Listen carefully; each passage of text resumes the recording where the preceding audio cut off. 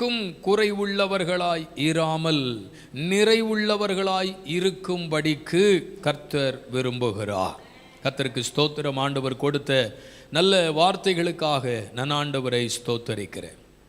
நீங்கள் குறைவுள்ளவர்களாய் இருக்க வேண்டாம், நிறைவுள்ளவர்களாய் இருங்கள். நம்முடைய ஆண்டவர் நம்முடைய வாழ்விலே செய்ய போகிற செய்கின்ற அற்புதமான காரியம் நிறைவான ஆசீர்வாதங்களை நமக்கு கொடுக்கிறவர். நாம் குறைவோடு வாழ்ந்து கொண்டிருக்கிறோம், குறைவுள்ளவர்களாய் இருக்கிறோம். என்னதான் இருந்தாலும் ஏதாயினும் ஒரு காரியத்தில் ஒரு குறைவு நம்ம வாழ்க்கையில் இருந்துக்கிட்டு தான் இருக்கு. சிலர் சொல்லுவார்கள், அவர்களுக்கு என்ன, அவர்களுடைய வசதி, அவர்கள் வாழ்க்கையில் இருக்கிற நிலைமை, அவர்கள் வாழ்ந்து கொண்டிருக்கிற சூழ்நிலை, இவர்கள் எல்லாரும் இப்படி வாழ்கிறார்கள் என்று சொன்னாலும் உண்மையாகவே ஏதோ ஒரு காரியம் அவர்களுக்குள் குறைவுள்ளதாய் இருக்கிறது, அவர்களுக்குள்ளே குறைவுள்ளதாய் இருக்கிறது. நம்ம ஆண்டவர் அவருடைய ஜனத்தை, அவருடைய பிள்ளைகளை நிறைவுள்ளவர்களாய் வாழ வைக்க விரும்புகிறார். ஏன் அப்படின்னா நம்ம ஆண்டவர் நிறைவானவர். ஆமென். அது ஆமேன்னு கொஞ்சம் மெதுவாக சொன்னீங்கன்னா, சத்தமாக சொன்னாதான் வரும். அதெல்லாம் நம்ம ஆண்டவர் யாரு? நிறைவானவர். ஆண்டவரிடத்தில் எந்த குறைவுமே கிடையாது. நீங்களும் நானும் ஆராதிக்கிற தேவன் நிறைவானவர். நிறைவானது வரும் பொழுது குறைவானது ஒளிந்து போகுமாம். அப்ப நிறைவான தேவனை ஆராதிக்கிற நாம ஏன் குறைவுள்ளவங்களா வாழணும்? நிறைவான தேவனை ஆராதிக்கிற நாம ஏன் இந்த உலகத்தில் குறைவுள்ளவர்களாய் வாழ வேண்டும்? ஒருவேளை சொல்லலாம், பொருளாதாரத்தில் ஒரு குறைவு, சமாதான குறைவு, ஐஸ்வர்யத்தில் குறைவு, சுகத்தில் குறைவு, ஏதோ ஒரு குறைவு நம்ம வாழ்க்கையில் இருந்துக்கிட்டே இருக்குது. இன்னைக்கு ஆண்டவர் சொல்லுகிற தீர்க்கமான வார்த்தை, நான் நிறைவானவர், நீ குறைவுள்ளவர்களாய் வாழ நான் விரும்பவில்லை, நிறைவுள்ளவர்களாய் இருப்பீர்கள். ஆண்டவர் இன்னைக்கு சொல்ற வார்த்தை தான், நிறைவுள்ளவர்களாய் இருப்பீர்கள். கர்த்தருக்கு ஸ்தோத்திரம். ஆண்டவர் நல்லவர். நிறைவான ஆசீர்வாதங்களை கர்த்தர் தம்முடைய பிள்ளைகளுக்கு கொடுக்க ஆண்டவர் விரும்புகிறார். எந்தெந்த காரியங்கள் எல்லாம் குறைவுபட்டு இருக்கிறீர்களோ அதெல்லாம் இன்றைக்கு ஒளிய போகிறது, அது உங்களை விட்டு மறைய போகிறது. ஆமென், ஆமென். இந்த வருஷத்தின் 11வது மாதம் முடிய போகுது. அதோட இந்த குறைவு என்ன செய்யணும்? தீர்ந்து போயிடணும். நாளைக்கு புதிய மாதத்துக்குள்ள வரும்போது வேற ஒரு ஆசீர்வாதத்துக்குள்ள கர்த்தர் நம்மளை வழி நடத்தணும். வருஷத்தின் துவக்கத்தில் இருந்து இதுவரைக்கும் நம்ம வாழ்ந்த வாழ்க்கையினுடைய நிலைகள், சில நேரங்களில் வருத்தப்படுகிறோம், சில நேரங்களில் மன வருத்தப்படுகிறோம். இந்த வருஷம் நல்லாவே போக மாட்டேன்ட்டு, இந்த வருஷம் நல்லாவே இல்லை, எப்படியோ நினைச்சேன், ஆண்டவர் இப்படிலாம் வாக்குத்தத்தம் கொடுத்தாரு, ஆண்டவர் இப்படிலாம் பேசினாரு, கர்த்தர் கொடுத்த வார்த்தைகளை வைத்து நான் ஜெபம் பண்ணேன், ஆனால் என்னன்னு தெரியல, அதுக்கு மாறா, அதற்கு எதிரா அவர் சொன்ன காரியங்கள் ஒன்றும் வாய்க்கலை, அவர் சொன்ன காரியம் நடக்கலை, எல்லாம் எதிராகவே நடக்குது அப்படின்னு நீங்கள் இருப்பீங்கன்னா இன்னைக்கு அந்த நிலையெல்லாம் கர்த்தர் மாற்ற போகிறாராம். ஒருவேளை உங்களுடைய ஆரம்பம், உங்களுடைய துவக்கம் எதையோ ஒன்றை எதிர்பார்த்து, எதையோ ஒன்றை நீங்கள் நினைத்து நீங்கள் கடந்து வந்திருக்கலாம். ஆனால் காலங்கள் போக போக, நாட்கள் போக போக அது உங்கள் வாழ்க்கையில் இல்லாமல் இருந்திருக்கலாம். ஆனால் ஆண்டவர் இன்னைக்கு தீர்க்கமாக சொல்றாரு, தீர்க்க தரிசனமாக சொல்றாரு, நிறைவுள்ளவர்களாகவே இந்த வருஷத்தை முடிப்பீங்க. இந்த வருஷத்தை முடிக்கும் பொழுது எனக்கு ஒரு குறைவும் இல்லை, கர்த்தர் என்ன மிக நேர்த்தியாய், மிக அழகா, மிக ஆசீர்வாதமா கர்த்தர் என்ன நடத்தினாரு, கர்த்தர் எனக்கு உதவி செய்தார்னு சொல்லக்கூடிய அளவிலே சில அற்புதங்களை ஆண்டவர் உங்களுக்கு செய்ய போகிறார். நிறைவானவர் நம்ம ஆண்டவர். நீங்க குறைவுள்ளவர்களாய் வாழக்கூடாது. கர்த்தருக்கு ஸ்தோத்திரம். ஆண்டவர் நம்மை நிறைவான ஆசீர்வாதத்தினால் நிரப்புவார். எப்படிப்பட்ட ஆசீர்வாதத்தினால நிரப்ப விரும்புகிறார்? கர்த்தருக்கு ஸ்தோத்திரம். உபாகமத்தின் புஸ்தகம் 33ஆம் அதிகாரம் 23ஆம் வசனத்தை நீங்கள் படித்தால் 33:23, நப்தலி விடுதலை பெற்ற பெண்மான், அவன் நிறைவான ஆசீர்வாதங்களால் நிறைந்திருப்பான். எடுத்துட்டீங்களா? அவன் கர்த்தருடைய தயவினால் திருப்தி அடைந்து அவருடைய ஆசீர்வாதத்தினால நிறைந்திருப்பான். நப்தலி கர்த்தருடைய ஆசீர்வாதத்தினால நிறைந்திருப்பான். நப்தலிக்கு கர்த்தருடைய ஆசீர்வாதம் நிறைவாய் இருக்கும் என்று வேதம் நமக்கு சொல்லுகிறது. அல்லேலூயா. பாருங்க, ஒவ்வொரு கோத்திரத்திற்கும் கொடுக்கப்படுகிற ஆசீர்வாதங்கள், யாக்கோபு தன் பிள்ளைகளுக்கு கொடுத்த ஆசீர்வாதங்கள், ஒவ்வொருத்தருக்கும் ஒவ்வொரு விதமான ஆசீர்வாதங்களை கொடுத்தார். ஒன்று 2 விதமான ஆசீர்வாதம். ஒன்று தகப்பனுடைய ஆசீர்வாதம், இன்னொன்று மோசேயின் மூலமாய் தேவன் சொன்ன ஆசீர்வாதம். 2 விதமான ஆசீர்வாதங்கள் இந்த கோத்திரத்திற்கு உண்டு. அதுல நப்தலியை குறித்து சொல்றாரு, அவன் கர்த்தருடைய ஆசீர்வாதத்தினால நிறைந்திருப்பான். ஹல்லேலூயா. கர்த்தருடைய ஆசீர்வாதம், அதைத்தான் வேதம் சொல்லுகிறது. கர்த்தருடைய ஆசீர்வாதம் ஐஸ்வர்யத்தை தரும், அதோடு அவர் வேதனையை கூட்டார். கர்த்தருடைய ஆசீர்வாதம், அதுல குழப்பம் இருக்காது, அதுல வருத்தம் இருக்காது, அதுல சஞ்சலம் இருக்காது, அதுல துன்பம் இருக்காது. கர்த்தருடைய ஆசீர்வாதத்தில் நிறைவான சந்தோஷம் இருக்கும். கர்த்தருடைய ஆசீர்வாதத்தில் திருப்தி இருக்கும். அது ரொம்ப முக்கியம். கர்த்தருடைய ஆசீர்வாதத்தில் என்ன இருக்கும்? திருப்தி இருக்கும். அதுதான் கர்த்தருடைய ஆசீர்வாதம். இந்த தேவ மனுஷனுடைய வாழ்க்கையில கர்த்தர் அதனால நிரப்புகிறாராம், திருப்தியான ஆசீர்வாதங்களை கொடுக்கிறாராம். பாருங்க, அப்ப ஆசீர்வாதத்தினாலே நிறைந்திருப்பான். ஆண்டவர் தம்முடைய பிள்ளைகளுக்கு அதை கொடுக்க விரும்புகிறார். அவர் ஆபிரகாமை பாருங்கள், ஒன்றும் இல்லாமல் தானே வந்தார். வீட்டில் இருந்து அவங்க அப்பா அம்மாங்கெல்லாம் எல்லாம் சொத்தெல்லாம் பிரிச்சா கொடுத்தாங்க. ஆண்டவர் சொன்னார், நான் உனக்கு காண்பிக்கும் தேசத்துக்கு போ, அவன் நான் ஆசீர்வதிப்பேன். அதான் வார்த்தை. நான் உனக்கு காண்பிக்கும் தேசத்துக்கு போ. ஒரு கண்டிஷன் சொன்னார், உன் தேசத்தையும் உன் இனத்தையும் உன் தகப்பன் வீட்டையும் விட்டுட்டு நான் உனக்கு காண்பிக்கும் தேசத்துக்கு போ. அப்போ வீட்டிலேருந்து புறப்படும் போது ஒன்றும் இல்லை தான், வெறுமையாக தான் போகிறான், குறைவாக தான் போகிறான். வீட்டிலேருந்து புறப்படும் பொழுது எந்த மேன்மையும் அவனுக்கு இல்லை. பாருங்க, ஒன்றும் இல்லாமல் புறப்பட்டு வந்தான். ஆனால் இன்றைக்கு கர்த்தர் எப்படி ஆசீர்வதிச்சிருக்கிறாரா தெரியுமா? பூமி தாங்கக்கூடாத அளவுக்கு. ஹல்லேலூயா. பூமி தாங்கக்கூடாத அளவுக்கு கர்த்தருடைய ஆசீர்வாதம் ஆபிரகாமுக்குள்ளே இருந்தது. அதுதான் தேவனுடைய ஆசீர்வாதம். வானத்தை பாரு, நட்சத்திரங்களை பாரு, கடற்கரை மணலை பாரு, பாரு இதெல்லாம் பாரு, தேசத்தை பாரு, ஆமே, கிழக்க மேற்க பாரு, நடந்து போ, இதெல்லாம் உனக்கு தருவேன், இதெல்லாம் உனக்கு தருவேன். ஆபிரகாமை ஆசீர்வதிக்கிற கர்த்தர் நம்மை ஆசீர்வதிக்க உண்மை உள்ளவர். ஆபிரகாமுக்கு கொடுத்த வாக்குத்தத்தத்தை ஆபிரகாமுக்கு மட்டுமல்ல, அவரை விசுவாசிக்கிற தம்முடைய பிள்ளைகளுக்கும் அதை நிறைவேற்ற வல்லவராயிருக்கிறாரு. அப்ப குறைவுள்ளவனாய் புறப்பட்டான் தன்னுடைய வீட்டில் இருந்து. ஆனா இப்ப நிறைவுள்ள ஆசீர்வாதங்களை ஆபிரகாம் அனுபவித்திருக்கிறான். ஆமென். நம்ம வீட்டார் தரலையே, நம்முடைய குடும்பத்தார் தரலையே, சொத்துல பங்கு தரலையே, எனக்கு அதை கொடுக்கலையே, 3 சென்ட் தான் இருந்துச்சு, அதில் 3 பிள்ளைங்க ஆளுக்கு 1 சென்ட், அதுக்கு பாருங்க போடுற சண்டையை பாருங்க. தோத்துரும். நான் சொல்றேன், கர்த்தர் உங்களை ஆசீர்வதிச்சிட்டாருன்னா 3 இல்லைங்க, நீங்க சொல்றதை பொறுத்து இருக்கு. அது 3 ஏக்கரா கூட இருக்கலாம், அது 300 கூட இருக்கலாம். சிலர்லாம் பார்க்குறத பார்த்தா இப்படி தான் வார வாரம் நீ சொல்லிக்கிட்டே இருக்க, ஒன்றும் என்ன செய்ய மாட்டேங்கு, நடக்கவே மாட்டேங்கு அப்படின்னு நீங்கள் சொல்கிறீங்க. நான் சொல்கிறேன்ல, அதனால நடக்கல. நீங்களும் சொல்லணும் என் கூட. 3 இல்லை, 30 இல்லை, 300 இல்லை, போயிட்டே இருக்கோம். ஆமேன் சொல்லுங்க. ஆண்டவரை நம்பி வந்துட்டா உங்களுக்கு குறைவு இருக்காதுங்க. உண்மையாக ஆண்டவரை தேடி பாருங்க, உண்மையாக ஆண்டவருக்கு நம்பிக்கையாக இருந்து பாருங்க, ஆண்டவருக்கு பிரியமாக வாழ்ந்து பாருங்க, ஆண்டவருடைய சத்தத்துக்கு கீழ்ப்படிஞ்சு பாருங்க. நம்ம தேவனுக்கு பிரியமா நடந்தா கர்த்தர் நம்மளை ஆசீர்வதிப்பாரு. இல்லை இன்னைக்கு இந்த ஓட்டையை கண்டுபிடிப்போம், வருது போகுது, எங்க போகுதுன்னு தெரியல, வருது ஆனா எங்க போகுதுன்னு தெரியல. பொத்தலான பையில போடுற மாதிரி இருக்கான், உள்ள போடுறது தெரியுது ஆனா விழுந்தது தெரியல. அப்புறம் கையை போட்டு பார்த்தா பாக்கெட்ல ஒண்ணுமே இல்லை. அப்படிதான் நிறைய பேருடைய வாழ்க்கையில வருமானம் வருது, ஆசீர்வாதம் வருது, நன்மை வருது, ஆனா அனுபவிக்க முடியல. அது ஒரு குறைவு. அந்த ஆசீர்வாதத்தின் பலன்களை வாழ்க்கையில் அனுபவிக்க முடியல. நான் சொல்கிறேன், கர்த்தர் இன்றைக்கு நம்மை அவருடைய ஆசீர்வாதத்தினால் நிறைத்து அனுப்ப போகிறார். ஆமென். ஒரு யோபுவை பாருங்க, யோபுவை குறித்து வேதம் சொல்லுகிறது. அந்த யோபுவை விசாரிக்கும் பொழுது சொல்லுவாங்களாம், அவருக்கு ஒரு குறைவும் இல்லைங்க அப்படின்னு சொல்லுவாங்களாம். ஒரு குறைவையும் காண மாட்டீர், ஒரு குறைவையும் காண மாட்டீர். ஏன்? உத்தமன், தேவனுக்கு பயந்தவன், அவருக்கு பிரியமாய் நடந்தவன், தேவனுக்கு பிரியமான வாழ்க்கை வாழ்ந்தவன். அவன் மட்டுமல்ல, அவனுடைய பிள்ளைகளையும் அந்த நிலையிலே அவன் வளர்த்து கொண்டு வந்தவன். அப்போ யோபு விசாரிக்கும் பொழுது ஒரு குறைவு அவனுக்கு இல்லைன்னு சொல்லுவாங்களாம். அந்த அளவுக்கு யோபை கர்த்தர் ஆசீர்வதித்தார். இந்த அருமையான காலவேளையில் நிறைவுள்ள தேவனை ஆராதிக்கிற நாம் குறைவுள்ளவர்களாய் வாழக்கூடாது. நிறைவான ஆசீர்வாதங்களை கர்த்தர் நமக்கு கொடுக்க வேண்டும். அவன் ஆசீர்வாதத்தினாலே நிறைந்திருப்பார்.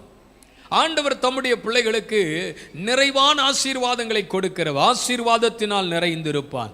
இன்னும் தெளிவாக சொல்லப்போனா உபாகமம் 28ஆம் அதிகாரத்தில் 1-14 வரைக்கும் நம்ம எல்லாருக்கும் தெரிந்த வசனம். அவ்வளவும் நம்ம படிக்க முடியாது. அந்த 14 வசனமும் நம்ம படித்தோன்னா ஆராதனை முடிஞ்சு போயிடும். அப்போ நான் சொல்கிறேன், அதை 3 பகுதிகளாக பிரிக்கலாம். உபாகமம் 28 1-14 வரைக்கும் நீங்கள் படிச்சீங்கன்னா அதில் 3 விதமான ஆசீர்வாதங்களை கொடுக்கிறார். 1 4ஆம் வசனத்தின் 5ஆம் வசனம் குடும்பத்திற்கான ஆசீர்வாதம், குடும்பத்திற்கான ஆசீர்வாதம். அப்புறம் 8ஆம் வசனத்தை படித்தா உங்கள் பொருளாதாரத்திற்கான ஆசீர்வாதம். இந்த வசனங்களை மட்டும் படிங்க. 4-5 படிங்க. முதல்ல உன் கற்பத்தின் கனியும் நிலத்தின் கனியும்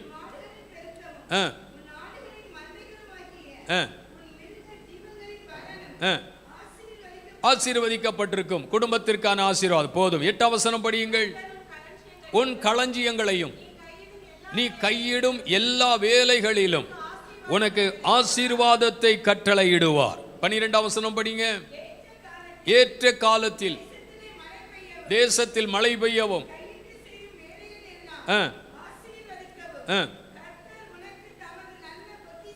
பொக்கிஷசாலையாகிய வானத்தை திறப்பார். சமுதாயத்தில் தேவ பிள்ளைகளை கர்த்தர் எப்படி வைப்பாருங்கிறத அடுத்தது சொல்றார். 1 குடும்பத்தில் தேவனுடைய ஆசீர்வாதம் எப்படி இருக்கும். 2வது அவருடைய வேலைகளில். 3வது சமுதாயத்தில் நீ அநேக ஜாதிகளுக்கு கடன் கொடுப்பாய், நீயோ கடன் வாங்காதிருப்பாய். ஆமென். உண்மையில் அது ஒரு பெரிய ஆசீர்வாதங்க. நீயோ கடன் வாங்காதிருப்பாய். கர்த்தருக்கு ஸ்தோத்திரம். அப்போ இப்படி தேவன் தம்முடைய பிள்ளைகளை நிறைவான ஆசீர்வாதங்களினால் நிரப்புகிறவர். இவ்வளோ ஆசீர்வாதம் நமக்கு வேணும். நம்ம வீடு, நம்ம பிள்ளைங்க, நம்ம வீட்டில் இருக்கிற மிருக ஜீவன்கள், நம்ம வேலை, தொழில், இதெல்லாம் நமக்கு ஆசீர்வாதமாக இருக்கணும்னு தான் நம்ம விரும்புகிறோம். அதனால தான் நம்ம இந்த வசனங்களை அடிக்கடி நம்ம படிக்கிறோம், இந்த வசனங்களை அடிக்கடி நம்ம தியானிக்கிறோம். இது உங்கள் வாழ்க்கையில் நடக்கணும், இது உங்கள் குடும்பத்தில் வரணும்னா அதுக்கு ஒரு கண்டிஷன் சொல்கிறாரு. அதுதான் 1ஆம் வசனத்தில் நீங்கள் படிக்கலாம். என்ன? உன் தேவனாகிய கர்த்தரின் கட்டளைக்கு உண்மையாய் செவி கொடுத்து வந்தால் இப்பொழுது சொல்லப்படுற ஆசீர்வாதம் உனக்கு பலிக்கும். 14ஆம் வசனங்களை படித்தா வலதுபுறம் இடதுபுறம் சாயாமல் நீ தேவனுடைய கற்பனைக்கு கீழ்ப்படிந்து நடந்தால் இப்பொழுது சொல்லப்பட்ட ஆசீர்வாதம் உனக்கு பலிக்கும். அப்போ தேவனுடைய ஆசீர்வாதம் நம்ம குடும்பத்தை நிரப்பணும்னா கர்த்தருடைய வழிகளில் நடக்கணும். ஆமென். 128:1 சொல்லுகிறது, கர்த்தருக்கு பயந்து அவர் வழிகளில் நடக்கிறவன் எவனோ அவனுக்கு தான் அந்த ஆசீர்வாதம். எல்லா கல்யாண வீட்லையும் 128ஆம் சங்கீதம் வாசிக்கிறதுனால அல்ல ஆசீர்வாதம். கர்த்தருக்கு பயந்து அவர் வழிகளில் நடக்கிற மனுஷனுக்குத்தான் அதுக்கு கீழே சொல்லப்பட்டிருக்கிற ஆசீர்வாதம் வருங்கிறாரு. ஆமென். எதுக்கு இந்த வேதம் நமக்கு கொடுக்கப்பட்டிருக்கிறது? எதுக்கு ஆண்டவர் இந்த சட்டத்தை நமக்கு கொடுத்திருக்கிறார்? இதுதான் கிறிஸ்தவ வாழ்க்கை என்பது. அதுதான் கிறிஸ்தவ வாழ்க்கை என்பது. இப்படி தான் வாழணும், இதை இந்த சட்டத்தின்படி வாழணும் அப்படின்னு சொல்றாரு. அப்ப இதற்கு கீழ்ப்படிந்து நடந்தால் ஆண்டவர் சொல்றார், நீங்கள் குறைவுள்ளவர்களாய் அல்ல நிறைவுள்ளவர்களாய் இருப்பீர்கள். அப்ப ஆசீர்வாதத்தினாலே நிறைந்திருப்பீர்கள். ரெண்டாவது 23ஆம் சங்கீதம் எல்லாம் சொல்லுவோம், 5ஆம் வசனம். ஆமென். 23:5. என்னதான் இருந்தாலும் பைபிளை புரட்டாம சொல்ல முடியல பத்தியலா. 23, என் சத்துருக்களுக்கு முன்பாக எனக்கு ஒரு பந்தியை ஆயத்தப்படுத்தி என் தலையை எண்ணெயால் அபிஷேகம் பண்ணுகிறீர் என் பாத்திரம். 2வது அபிஷேகத்தினாலே நிறைந்திருப்பீர்கள். இது ஆவிக்குரிய ஆசீர்வாதம். முதல்ல நான் சொன்னது உலகத்திற்குரிய ஆசீர்வாதம். உன் பிள்ளைகள், மிருக ஜீவன்கள், கையின் பிரயாசங்கள், ஆண்டவர் செய்கிற அற்புதங்கள். சில நேரத்தில் ஆண்டவர் வானத்தின் பொக்கிஷத்தை கூட என்ன செய்வாராம்? ஆண்டவர் திறந்து கூட கொடுப்பாராம். வானத்தில் பொக்கிஷங்களை கூட வச்சிருக்கிறாரு. ஆமென். கர்த்தருக்கு ஸ்தோத்திரம். சில நேரத்தில் மதகுகளையும் கர்த்தர் என்ன செய்கிறாரு? திறந்துறாரு பாருங்க. பொக்கிஷங்கள் ஆண்டவர் கொடுப்பாருன்னு படித்தோம். இங்கே படிக்கிறோம், உன் சத்துருகளுக்கு முன்பாக உனக்கு ஒரு பந்தி ஆயத்தப்படுத்தி உன் தலையை எண்ணெயால் அபிஷேகம் பண்ணுகிறார், பாத்திரம் நிரம்பி. அப்போ அபிஷேகத்தினாலே நிறைந்திருப்பான் தேவ மனுஷன். கர்த்தர் நமக்கு சொல்லுகிற வார்த்தை என்ன? ஆசீர்வாதத்தினால் மட்டும் நீங்கள் நிறைந்திருக்க கர்த்தர் உங்களை அழைக்கவில்லை, அபிஷேகத்தினாலும் நிறைந்திருக்க கர்த்தர் உங்களை அழைத்திருக்கிறார். உன்னதமான ஆசீர்வாதங்கள், ஆவிக்குரிய ஆசீர்வாதங்கள். நம்ம ஆவிக்குரிய ஆசீர்வாதங்களை விரும்ப விரும்ப விரும்ப உலகத்திற்குரிய ஆசீர்வாதங்கள் தானா வரும். இதை தேடுனீங்கன்னா அது தானா வரும். அதனால தான் இயேசு பிரசங்கிக்கும் பொழுது சொல்லுகிறார், முதலாவது அப்படின்னாரு. என்ன சொன்னாரு? என்னது முதலாவது? முதலாவது தேவனுடைய ராஜ்யத்தையும் அவருடைய நீதியையும் தேடுங்கள், அப்பொழுது இவைகளெல்லாம் உங்களுக்கு. அது சொல்றாரு பார்த்தீங்களா? இவைகளெல்லாம் அப்படின்னா நீங்க கேட்கறது, நீங்க ஜெபம் பண்றது, நீங்க உபவாசிக்கிறது, நீங்க ஜெப குறிப்பு எழுதி போட்டது, நீங்க ஜெபிக்க சொன்னது, நீங்க காத்திருக்கிறது, நீங்கள் விசுவாசிக்கிறது, அதுதான் இவைகளெல்லாம். அப்ப முதல்ல சொல்றாரு, தேவனுடைய ராஜ்யத்தை தேடு. உன்னதமான ஆசீர்வாதங்களை உங்க வாழ்க்கையில் ஆவிக்குரிய நன்மைகளை பெற்றுக்கொள்ள ஆரம்பித்தால் உலகத்திற்குரிய நன்மை உங்களை தேடி வரும். நான் எப்பவுமே சொல்லுவேன், நன்மையும் கிருபையும் நம்மளை தேடி வரணும். எந்த ஆசீர்வாதத்தையும் நம்ம தேடி போகக்கூடாது, அது நம்ம கதவை தட்டணும். உனக்கு தான், உன்கிட்ட தான் கொடுக்க சொன்னார். நீங்கள் சொல்லியிருப்பீங்க, நான் ஆர்டரே பண்ணலையேன்னு இருப்பீங்க. ஆர்டரே பண்ணலையே, ஆண்டவர் சொல்கிற ஆண்டது இல்லை, உங்களுக்காக ஒருத்தர் ஆர்டர் பண்ணியிருக்காரு, உங்கள்கிட்ட தான் கொடுக்க சொன்னார், அது உங்களுக்கு தான். ஆமேன் சொல்லுங்க பார்க்கலாம். அல்லேலூயா, கர்த்தருக்கு ஸ்தோத்திரம். யாரோ ஒருத்தர் ஆர்டர் பண்ணி, அருமையானவர்களே உங்களுக்கு வருது, நான் சொல்கிறேன் அது உங்களுக்காக ஆயத்தமாக்கப்பட்டது. சில நேரத்தில் நம்ம சில காரியங்களுக்காக போராடி இருக்கவே மாட்டோம், இந்த காரியத்துக்கு ஜெபம் பண்ணி இருக்கவே மாட்டோம்னு வைங்களேன். ஆனால் கர்த்தர் அந்த காரியத்தை நமக்கு கொடுப்பார். அவருக்கு தெரியும் நமக்கு இது என்னது கொடுக்க வேண்டும். அப்போ உன்னதத்திற்குரிய ஆசீர்வாதங்களை தேட, ஆவிக்குரிய நன்மைகளை தேட உலகத்திற்குரிய நன்மைகள் வரும். உலகத்திற்குரிய நன்மைகள் வரும். ஆவிக்குரிய உன்னத ஆசீர்வாதங்கள் ஜெபம். ஜெபம் எவ்வளோ பெரிய ஆசீர்வாதம் தெரியுமா? ஜெபிக்கிற மனுஷனுடைய வாழ்க்கையில் ஆண்டவர் கொடுக்கிற மேன்மை எவ்வளோ பெருசு தெரியுமா? ஜெபியுங்கள், நன்மை உங்களுக்கு உண்டாகும். கர்த்தர் நிரப்பட்டும். இந்த காலவெளியிலே சொல்லுகிறேன், ஆவிக்குரிய ஆசீர்வாதம் அபிஷேகத்தினால் நிறைந்திருப்பான். ஏன்னா இந்த அபிஷேகம்தான் நம்ம மேலே இருக்கிற நுகத்தை என்ன செய்யுமா? முறித்து போடுமா. ஆவியானவர் நமக்குள்ளே இருக்கும் பொழுது நமக்கு விரோதமாக எழும்பி நிற்கிற கிரியைகளை அழித்து போடுவார். நான் பலமுறை நான் சொல்லுவேன், நாங்கள் ஆவியில் ஜெபம் பண்ணுங்க, நீங்கள் அந்நிய பாசையில் ஜெபம் பண்ணுங்க, ஆவியில நிறைந்து கர்த்தரை துதியுங்க. எதுக்குன்னா நமக்கு விரோதமாக எழும்பி இருக்கிற ஆவிகளை பரிசுத்த ஆவியானவர் அழித்து போட உண்மையுள்ளவராக இருக்கிறார். நமக்கு ஜெபிக்க தெரியாமல் இருக்கலாம், ஒருவேளை நம்ம சரியாக பேச தெரியாமல் இருக்கலாம், இப்படிலாம் ஜெபத்துக்கு இப்படிலாம் பண்ணணும் தெரியாமல் இருக்கலாம். ஒன்றும் தேவையில்லை. ஜெபத்திற்கு அருமையாக அடுக்குமொழியே தேவை கிடையாது. ஜெபத்துக்கு அடுக்குமொழியே தேவை கிடையாது. நீங்கள் உங்கள் மனசுக்குள்ளே என்ன இருக்குதோ அதை அப்பா கிட்ட சொல்கிறீங்களோ அதுதான் ஜெபம். ஆமென். ஒரு சின்ன பிள்ளை உங்ககிட்ட ஒரு காரியத்தை கேட்குது, தோத்துரும். அதுக்கு கேட்க தெரியாது ஆனால் கேட்கும், அது கேட்கும். பேச தெரியாது ஆனால் பேசும், அதுதான் ஜெபம். நம்ம ஆண்டவர் எப்படி வேணாலும் அதை கேட்பாரு பாருங்க. நான் சொல்லுகிறேன், கர்த்தர் இன்றைக்கு நம்மை அபிஷேகத்தினால் நிறைக்கட்டும். அந்த அபிஷேகம் உங்களுக்கு எதிராக எழும்புகிற சத்துருவின் நுகங்களை முறித்து போடும். குடும்பத்துக்கு விரோதமாய், பிள்ளைகளுக்கு விரோதமாய், நன்மைகளுக்கு விரோதமாய், நம்முடைய ஆசீர்வாதத்துக்கு விரோதமாய் எழும்பி இருக்கிற ஆவிகள் இயேசுவின் நாமத்தில் தகர்க்கப்படும். அப்ப நீங்க நிரம்பி இருக்க வேண்டும், தேவ ஆவியினாலே நிரம்பி இருக்க வேண்டும். அல்லேலூயா, கர்த்தருக்கு ஸ்தோத்திரம். ஆண்டவர் உங்களை நிறைவாய் இருக்க செய்கிற கர்த்தர். கர்த்தருக்கு ஸ்தோத்திரம். அடுத்து உங்க கூட நிறைவாய் இருக்குமா? ஆமென். உன் கூடையும் மா பிசைகிற தொட்டியும் ஆசீர்வாதமாக இருக்கும். கூடை கூடை. ஆமென் சொல்லுங்க பார்க்கலாம். கர்த்தருக்கு ஸ்தோத்திரம். ஆமென். ஆண்டவர் தம்முடைய ஜனங்கள் தம்முடைய வார்த்தைகளை கேட்க வந்த பொழுது அவர் எல்லாருக்கும் ஆண்டவர் ஆகாரம் கொடுத்தார். எல்லாருக்கும் தெரியும், எல்லாருக்கும் ஆகாரம் கொடுத்தார். எல்லாரும் திருப்தியாய் சாப்பிட்டு மீதி கூட நிறைய எடுத்தாங்க. கூட நிரம்பி இருந்துச்சு. ஆமென். தோத்துரும். அதான் எடுக்க எடுக்க வரக்கூடிய ஆசீர்வாதங்க. கர்த்தருடைய ஆசீர்வாதம் அப்படிங்குதான், குறைவே இருக்காது. அன்னைக்கு எலியாவை ஆண்டவர் சாரிபாத் விதவினுடைய வீட்டிற்கு நடத்தும் பொழுது, நீ போ, அங்கே நீ போஷிக்கப்படுவான்னு சொல்கிறாரு. ஏற்கனவே தேசத்தில் பஞ்சம், பயங்கரமான பஞ்சம், சாப்பிடுவதற்கு ஆகாரம் இல்லை, சாப்பிடுவதற்கான சூழ்நிலை இல்லை.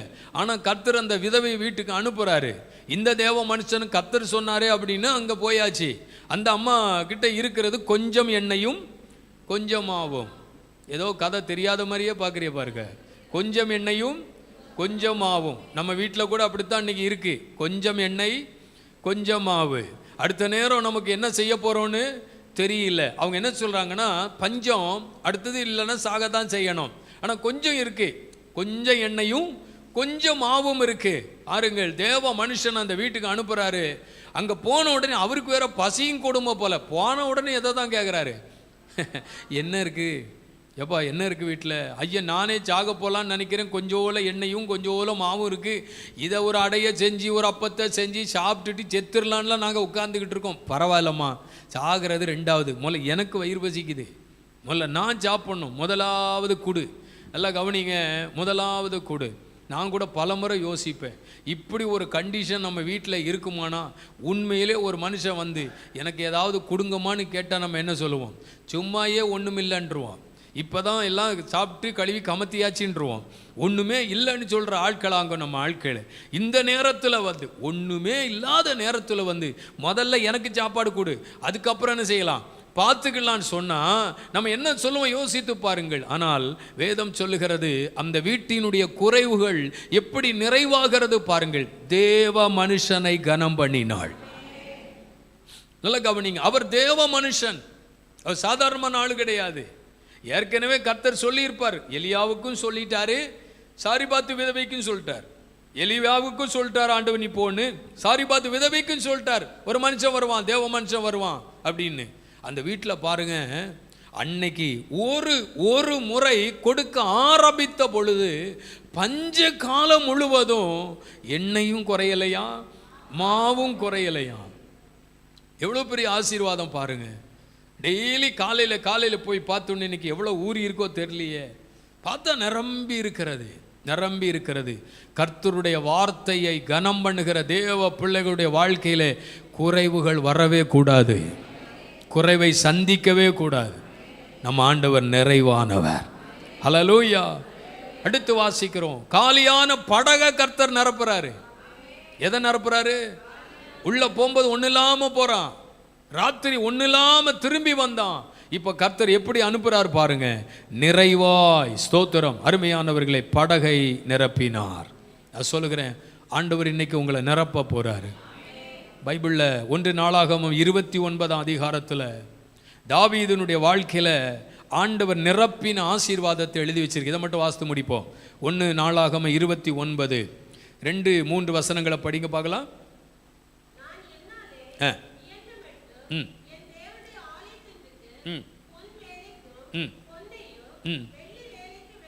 அல்ல கவனிங்க, என்னாலே தேவனுடைய ஆலயத்திற்கு முடிந்த அளவுக்கு நான் கொடுத்தேன். இந்த தாவீதினுடைய நிலைமையை பாருங்க, தாவீதினுடைய நிலைமையை பாருங்க. காட்டில் ஆடு மேய்த்த நபர், அவன் மேய்ப்பனாய் சுற்றி திரிந்த நபர், ஆடுகளின் பின்னே நடந்த நபர். நல்ல கவனிங்க, காட்டில் ஆடு வைத்து கொண்டிருந்த தாவீதுக்கு எந்த விதமான ஆசீர்வாதமும் கிடையாது. ஏற்கனவே சகோதரர்கள் அவனை தகப்பனுடைய ஆட்டை மேய்க்கிறதுக்கு தள்ளி விட்டாச்சு. இவனுக்கு சம்பாத்தியம் எல்லாம் பாருங்க. இப்போ வீட்டுக்குள்ள பொன்னு வெள்ளி இதெல்லாம் எப்படி வந்துச்சு? சாதாரணமாய் ஆடுகளின் பின்னே நடந்தவன் கர்த்தருடைய வேலைக்காக, தேவனுடைய ஆலயத்திற்காக அவன் கொடுத்தது என்ன? பொன், வெள்ளி, வெங்கலம், இரும்பு, மரம், விலையேற பெற்ற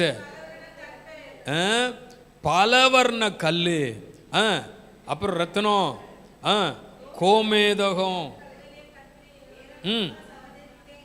பாருங்க, அவருக்கு சொந்தமான ஆசீர்வாதங்கள். அதாவது ஏறக்குறைய 400 டன் தங்கமா. இப்போ தங்கம் இருக்கிற விலைக்கு யோசிக்கவே முடியல. ஒரு ஜெபம் பண்ணி, ஆண்டவரே இனி நான் உமக்காக வாழப்போகிறேனப்பா, தங்கம் மேலே போய்கிட்டே இருக்கு, நான் நகையெல்லாம் கலத்தி இயேசுக்காக இனி நான் ஆமென். பிரதிஷ்டையோடு வாழ போகிறேன். நிறைய பேர் இப்போ அப்படி வந்துட்டாங்க, தங்கம் போகிற போல விலையை பார்த்து. கவனிங்க, எவ்வளவு இருந்துச்சா? கிட்டத்தட்ட 400 டன் தங்கம் கர்த்தருடைய ஆலய பணிக்காக கொடுத்தாராம்.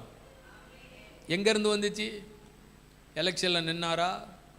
ஜெயிச்சாரா? 5 வருஷம் சம்பாதிச்சாரா? அப்படி ஏதாவது உண்டா?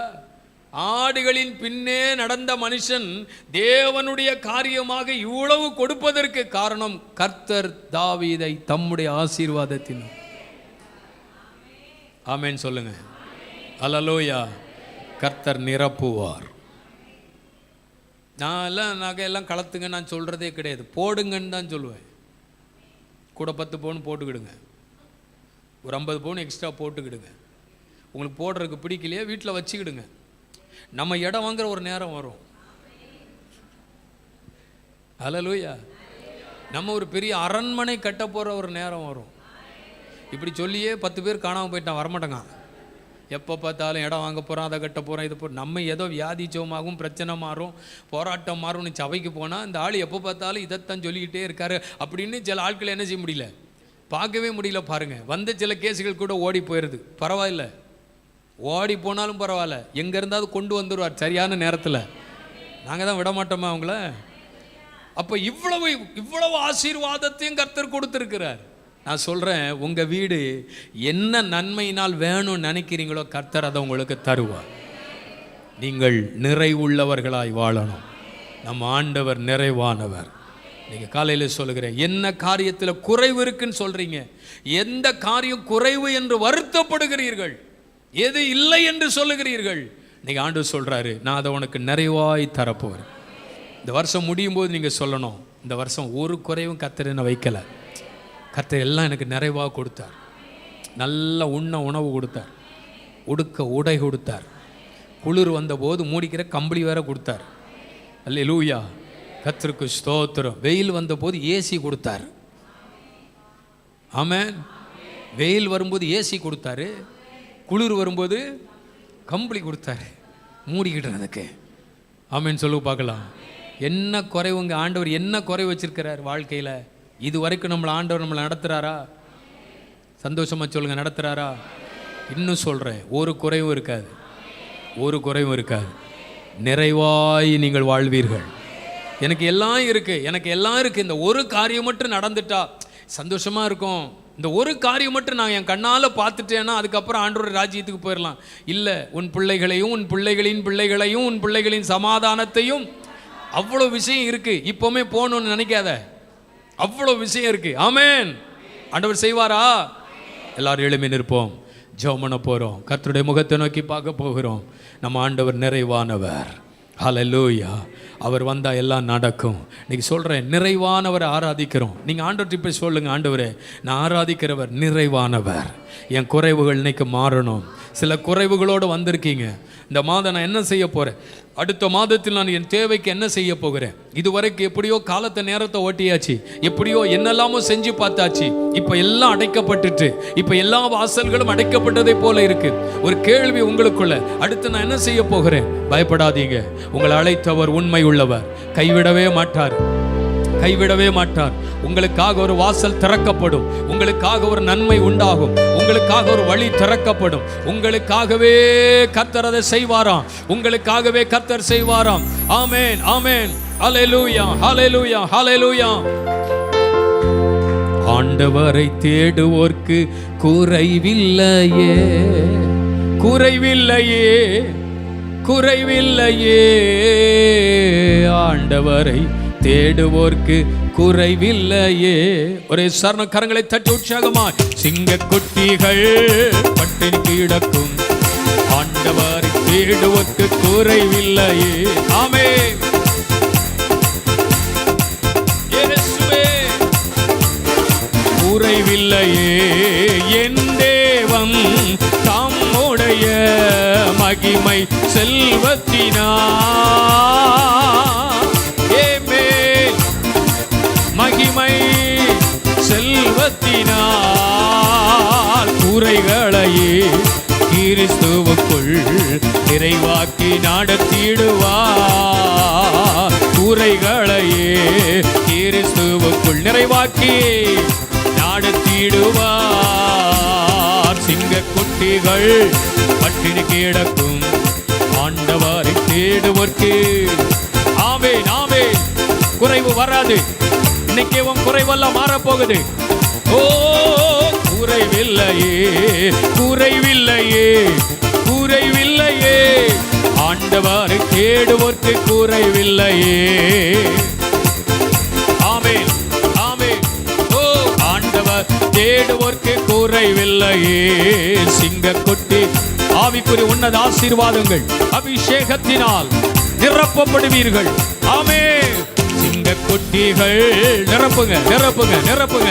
இயேசுவின் நாமத்தினால், இயேசுவின் நாமத்தினால். சிங்கக்குட்டிகள் ஆவியின் வல்லமை, ஆவியின் வல்லமை, நுகங்களை முறிக்கிற வல்லமை, கட்டுகளை உடைக்கிற வல்லமை, அந்தகாரங்கள் உடைக்கிற வல்லமை இயேசுவின் நாமத்தினாலே மாறட்டும். குறைவுகள் மாறட்டும், நிறைவு உண்டாகட்டும். சிங்கக்குட்டிகள் ஓடாதாராதா ரகாராவா சந்தாராதா. ஓ, இல்லையே சிங்கக்குட்டிகள். நன்றி, குறைவில்லையே. நல்ல கரங்களை தட்டி நிறைவானவரை ஆராதிக்கிற நாம் குறைவுள்ளவர்களாய் வாழ விரும்பவில்லை. நிறைவான ஆசீர்வாதங்களை கர்த்தர் உங்களுக்கு தருவார். ஆசீர்வாதத்தினால் நிறைந்திருப்பான், அபிஷேகத்தினாலே நிறைந்திருப்பான், ஐஸ்வர்யத்தினாலே நிறைந்திருப்பான். தாவீதுக்கு கர்த்தர் கொடுத்தது ஐஸ்வர்யம். ஆமென். இன்னைக்கு ஆண்டவர் சொன்ன வார்த்தையின்படி தேவன் நடத்த போகிறதற்காக ஸ்தோத்திரம். தேவ கரங்களை ஒப்புக் கொடுக்கிறோம். முதல் ஆராதனை பங்கெடுத்த உடைய பிள்ளைகளையும் குடும்பங்களையும் கர்த்தர் ஆசீர்வதியும். கர்த்தருடைய ஆசீர்வாதம் உடைய பிள்ளைகளை நிரப்பட்டும், நிறைவு உண்டாகட்டும், உங்க நாம மகிமைப்படட்டும். ஜெபித்துக் கொண்டிருக்கிற ஒவ்வொரு காரியங்களிலும் உடைய பிள்ளைகள் நன்மைகளை காண்பார்களாக, அற்புதங்களை காண்பார்களாக, அதிசயங்களை காண்பார்களாக. நல்ல சுகம் ஆரோக்கியம் உண்டாவதாக, பலவீனங்கள் மாறுவதாக, தடைகள் மாறுவதாக. உடைய ஆசீர்வாதத்தோடு கடந்து போக உதவி செய்யும். தொடர்ந்து நடக்க இரண்டாவது ஆராதனை பொறுப்பெடுத்துக்கொள். எல்லா ஜனங்களை கர்த்தர் கொண்டு வா. உங்க நாம மகிமைப்படட்டும். இரட்சகர் இயேசுவின் நாமத்தில் ஜெபிக்கிறோம் நல்ல பிதாவே. என் ஆத்துமாவே என் முழுமே பரிசுத்த நாமத்தை ஸ்தோத்திரி. என் ஆத்துமாவே கர்த்தரை ஸ்தோத்திரி. அவர் செய்த சகல உபகாரங்களையும் மறவாதே. நம்முடைய கர்த்தராகிய இயேசு கிறிஸ்துவின் கிருபையும் பிதாவாகிய தேவனுடைய அன்பு பரிசுத்த ஆவியானுடைய ஐக்கியமும் சிநேகமும் நம் அனைவரோடும் என்றென்றைக்கும் இருப்பதாக. ஹல்லேலூயா. கர்த்தர் உங்களை ஆசீர்வதிப்பாராக. கோவில் லீபனோன் அசெம்பிளியில் ஆராதிப்போம் வாருங்கள். இடம் ஜசந்த் மஹால், புன்னை நகர், நாகர்கோவில். நேரம் ஞாயிறு காலை 7 மணி முதல் 8:30 மணி வரை முதல் ஆராதனையும், 9 மணி முதல் 10:30 மணி வரை இரண்டாவது ஆராதனை நடைபெறுகிறது. அபிஷேக ஆராதனை, தீர்க்க தரிசன செய்தி பாஸ்டர் TD ஜான் கிறிஸ்டோபர் அவர்கள் செய்தி அளித்து உங்களுக்காக ஜெபிக்கிறார்கள். தேவ பிரசன்னத்தை அனுபவித்து தெய்வீக விடுதலையையும் ஆசீர்வாதத்தையும் பெற்று செல்ல குடும்பமாய் கலந்து கொள்ள அன்புடன் அழைக்கிறோம். தொடர்புக்கு 9944091327.